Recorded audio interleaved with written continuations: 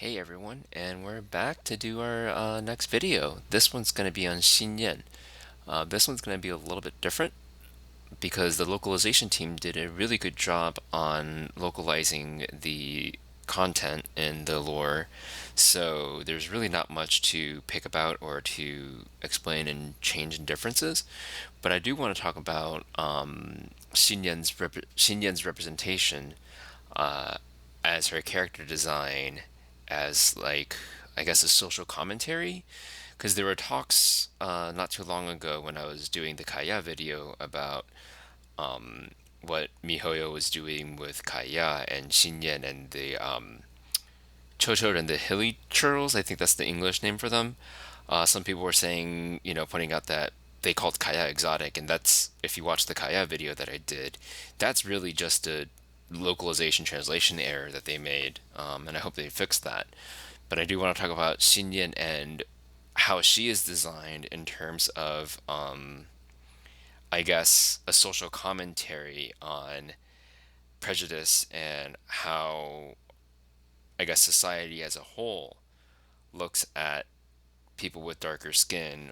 So I guess what I'm trying to say is if you've ever identified with a video game character or anime character in any way, shape, or form, and someone is telling you you can't do that for reasons of skin color, that person who tells you you can't do that can just go away. I feel like as a game dev and a person who plays games, we should be more inclusive and to invite more people into enjoying our art form and sharing it more rather than being exclusive and saying, no, you can't do that. Games are art, and art is supposed to challenge us to think critically. Xinyan's story is challenging us to think about what we're doing wrong. So, a little bit more backstory on game development and how games are made when you publish in both China and the US. China actually has a whole separate arm of governmental apparatuses that you have to go through in a long process of approvals. So, you actually have to submit your content over to this apparatus for them to approve. The whole process is like, I think, a couple of weeks long, and everything has to get okayed. And if you also want to publish the same game outside of China, you have to have like a separate legal entity to do it. This is why when Blizzard wants to go to China and do World of Warcraft, they have a publishing partner and they have to change some stuff.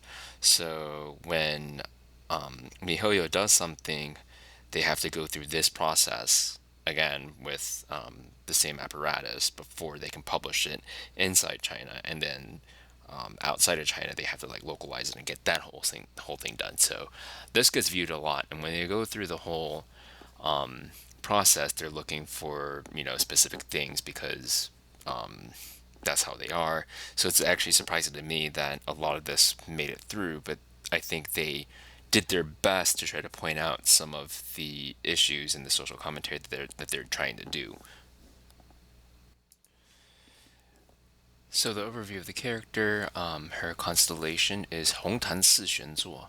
That really just means red sandalwood four strings, which is basically her guitar. It's got four strings, and I'm assuming it's made of red sandalwood.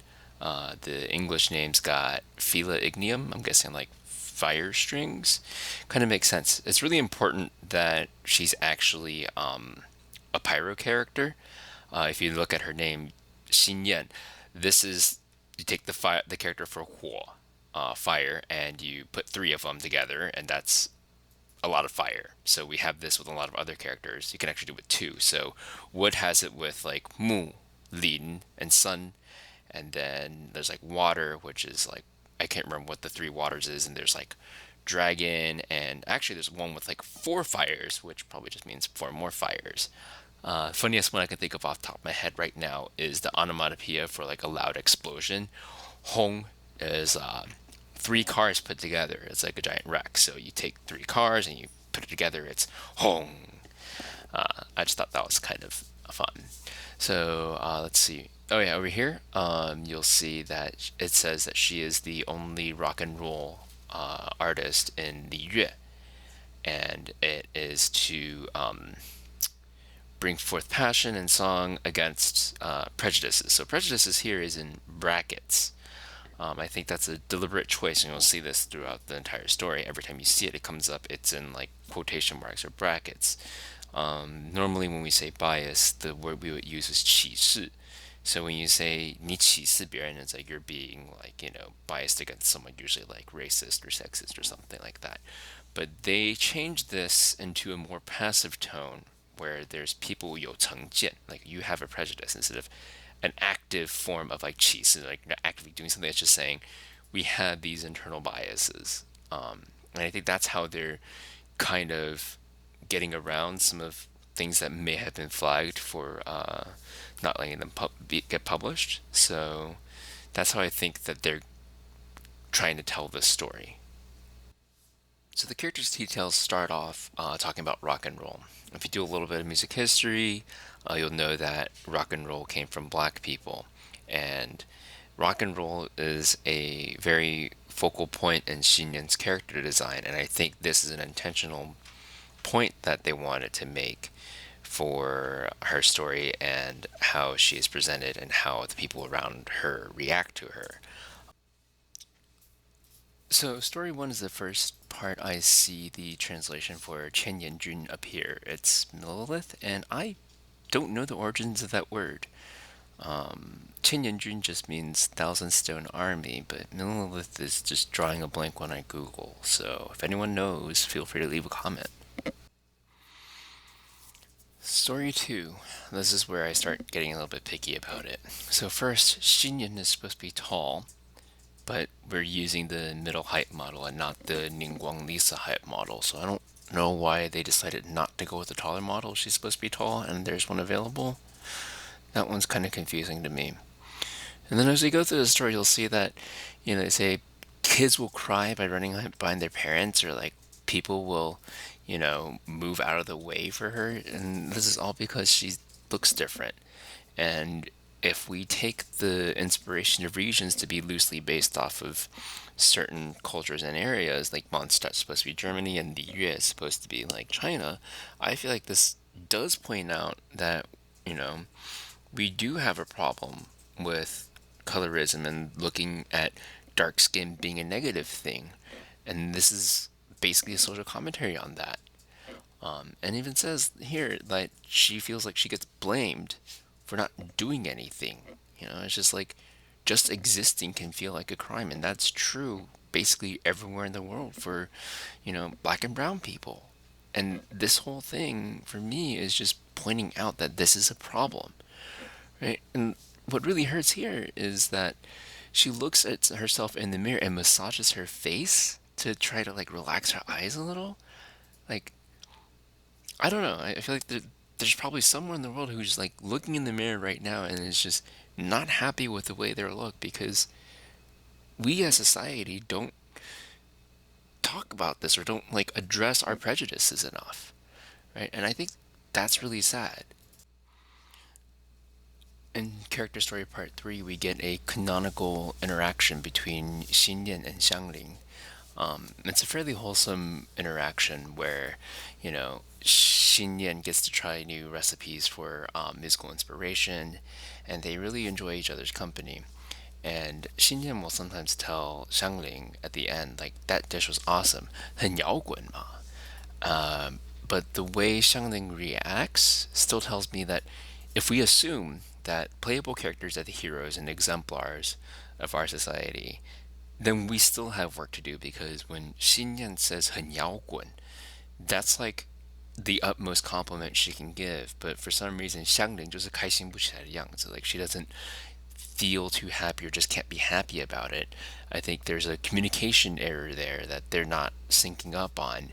And even though Xinyan is genuinely giving Xiangling the best compliment that she thinks she can give, Xiangling is not understanding that or not able to accept that as the best compliment. Story 4, we see Xinyan challenge gender role expectations of her. Like her family wants her to do cooking and chores and needlework, and she's just like, nope, not having that. And by that same token, if a guy likes doing needlework or likes to cook, like that shouldn't be a problem either. Just let people do what they like and stop forcing old expectations on people. The most important line here to me is the line about her understanding how scary prejudice can be because she grew up with so many people having prejudiced views against her. And something that they use as like a extension of this is the little mini story with Yunjin and the next one, right? Yunjin acts like everything that Xinyan should have been doing, right? Having like a very clean house, having like, perfect, I guess like the ideal view of what some people would think would be like a guan like the perfect daughter. But then she likes rock and roll. So it's kind of like, I wonder how many people have kids who are putting up, a show for their parents, or how many of us have put up shows for our parents, only to be sneaky around when they're not looking to listen to music that they hate, or, doing things that they think don't fit their view of what we should be.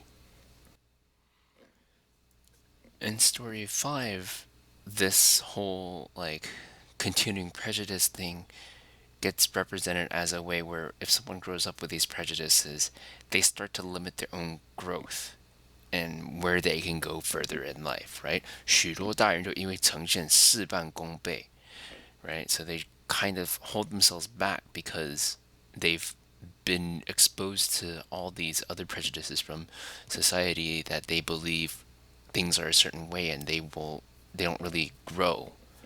And so this is basically kind of like the extension of from Xinyan going through a whole entire life cycle of people who grew up under prejudices and then people who have to act a certain way, and now as adults they continually box themselves in and they're unable to break free of their own preconceived notions.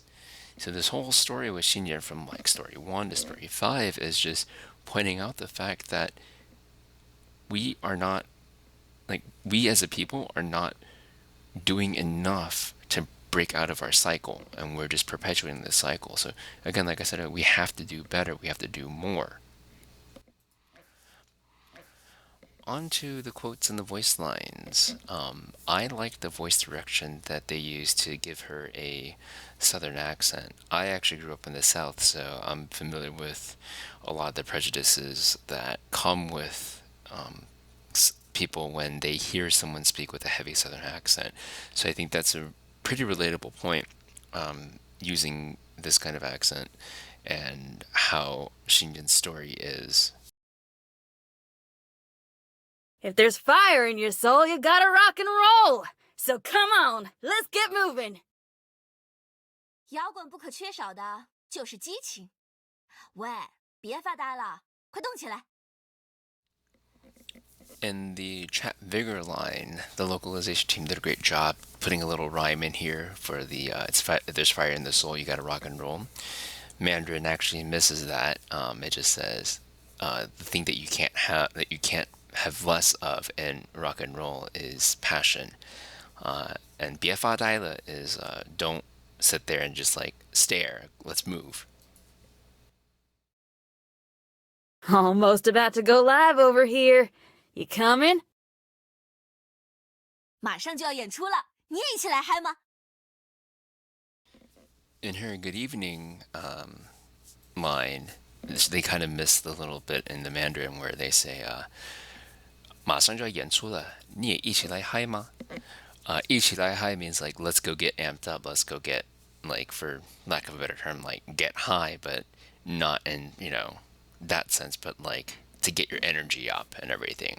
So if you ever go to concerts and stuff like that, you'll hear this a lot, like 一起来嗨, like let's get amped up together. Not afraid of me, are you? Some folks say I got eyes like knives, that I don't wear my clothes right, that I don't speak right. They give me a pretty wide berth, too.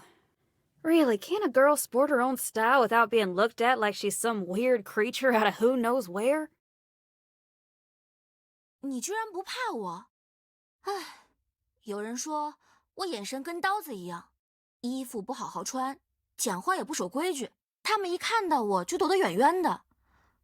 真是，只是风格不一样而已，我又不是什么怪物。I think she's the only character in the whole game so far that actually has a line like this, where it's like, people look at me like I'm some sort of monster or creature out of who knows where, right? So they made the character very self-aware of her situation and how people treat her, and it's just real shitty. And here I was wondering why we got on so well. So you're not from this world, and that's why you don't care for its rules. Now that's how life should be like. Lose the red tape and live free. 我还在想为什么和你这么聊得来，原来你不是这个世界的人，那也就用不着关心这个世界的条条框框了。人生就该是这样，繁文缛节什么的，通通闪一边去，无拘无束，自由自在。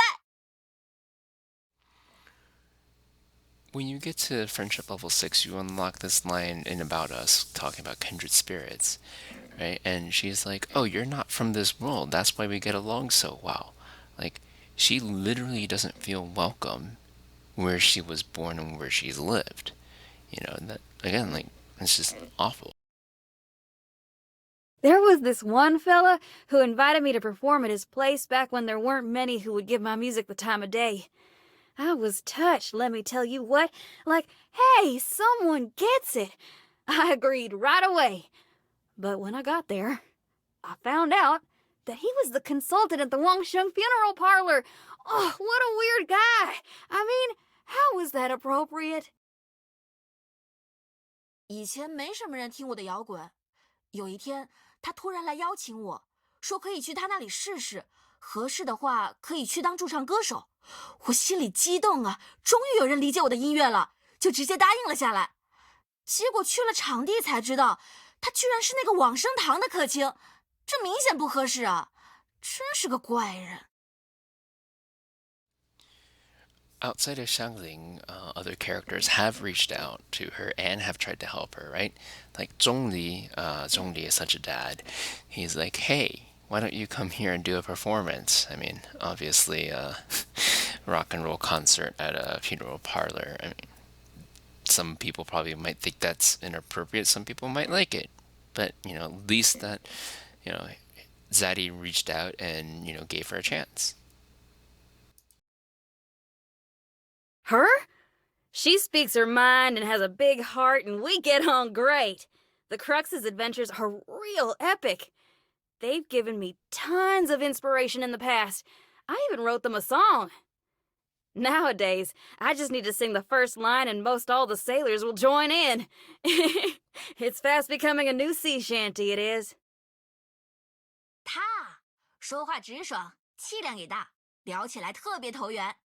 死照星号乘风破浪的故事实在是太帅了，给了我很多摇滚的灵感。我还专门写了一首歌给他们。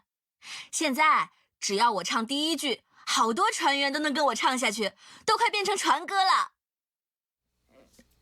Right? And even Beto comes along with her ship, right? And lets her hang out with her crew, and she even gets a sea shanty with Beto and her crew. That's really cool. He's one interesting guy. He looks introverted enough, but there was this one time when he came to one of my performances. A friend brought him or something, and he had some words for me, but I couldn't hear him over the music. Before I knew it, he was right up there on the stage with me, singing and rocking his heart out. Guess you really can't judge a book by its cover. 他超有意思，看上去文静内向，但有一次演出，他好像是被朋友叫过来，要跟我说什么话。舞台上声音太大，我还没听清呢。他已经一个箭步跳上台来，和我一起唱了，还唱得特别摇滚，这就叫人不可貌相吧。So here we have Chongyun stepping up to the plate and just singing for one of Xinyan's concerts. The Chinese voice actor for Chongyun is the same as Xiao, and we know Xiao can sing in the Xiao voice, so I am looking forward to him singing in the Chongyun voice. The Let the Wind Tell You is a really good Genshin fan song done by the original Mandarin voice actors, and I'm going to pop a link right here. You guys should listen to it if you haven't already, because it's really cute. I believe in rock and roll spirit of resistance, but I don't think it means that I have to go around shoving it in people's faces. I'm perfectly capable of living normally. I can sew, I can grow flowers and keep fish and make nice-looking meals. I'm allowed to like anything or anyone I want, right? 我很信奉摇滚的反抗精神，但我觉得这不代表我就一定要去张扬个性。我也可以有很正常的生活，可以做缝纫，可以养花养鱼，可以做造型可爱的菜肴，可以喜欢任何事，还有任何人，对吧？ The only thing to say about this one is that Xinyan is not straight. The lunch down at the Leeward Dockyards rocks! Oily, meaty, bit skimpy on the vegetables, but I could never get tired of it. Oh, far as I'm concerned, a whole day in the dockyards is worth it just for the lunch. 离港船居的午饭真的超好吃，油水很多，肉也管够。虽然菜就那么几样，但我怎么吃都吃不腻。要我说，光是为了尝尝他们的午饭，就值得去船局干一天活。The localization team did such a good job that it took me this long to find a small mistake. In Mandarin, it says 虽然菜就那么几样. In English, is but skimpy on the vegetables. I feel like this is a Google Translate problem here. When we say 菜就那么几样, it just means there's only so many options to pick from, not vegetables, even though that's the literal translation is 菜 is vegetables. But when we talk about food as a whole, 一道菜,两道菜 is like one dish or two dishes. So 几道菜 is a couple of dishes, right? How many dishes there are. I made this guitar myself, you know. Based it off a rock and roll instrument from Fontaine at first, but it stopped looking like the original real fast. I wanted to give it a rad name like the Fire Lyre, or the Jade Breaker, or the Hill Stiller. Still feels like we're missing something. Any ideas? 这把琴是我亲手做的哦，本来是按照枫丹的摇滚乐器来做的，但做着做着就不再是一个东西了。我一直想给它取一个好听又好记的名字，比如燕琴、碎玉、定山什么的，但还是差点味道。哎，你有什么好主意吗？ I want to do one little fun one because this has like not a lot to do with translation, but more of like just fun tidbits.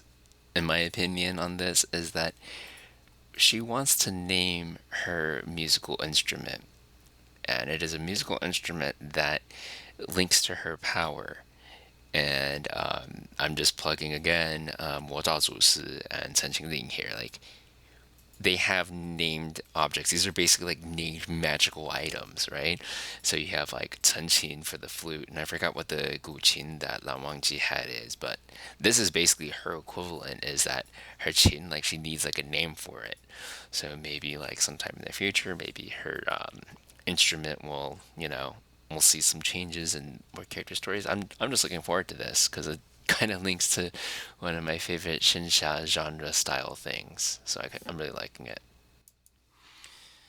Before I close out with this, I want to say one more thing about her name, and it's my feeling on a link to a common saying. Xinyan, if you take the name apart and do Xin and then Yan, reminds me of a saying called 星星之火可以燎原. It means a spark can start a fire. So if you don't know Mandarin, you might think I'm saying a lot of the same sounds, but Xin is her last name or surname, and Xing Xing is like stars. So there's a very slight difference in the sound intonation there. And Yan, like I mentioned before, is a lot of fire. So 可以燎原, 燎原 means to like set a whole prairie on fire. So my opinion in this whole giant story and the lore is that Xinyan was created as a character to spark the conversation around our prejudices and our society and how we treat certain people. That's my read on it. So when people are saying like mihoyo is being racist, I think the writers wrote this instead from my view, is saying, yes, we have problems, and the whole piece is just like I said, a social commentary on this is all messed up, y'all. Like, we should be working together and we should be telling each other, no, we need to change things. We need to work together and change things, right? And so this is their hope that, this one spark, this one little piece of artwork can reach someone, right? And then it goes on and on. So 星星之火可以燎原. Anyways, that was a little bit longer than I expected. Part two, like I said, we're going to go through combat lines and all the other fun stuff. All right. Thanks for watching.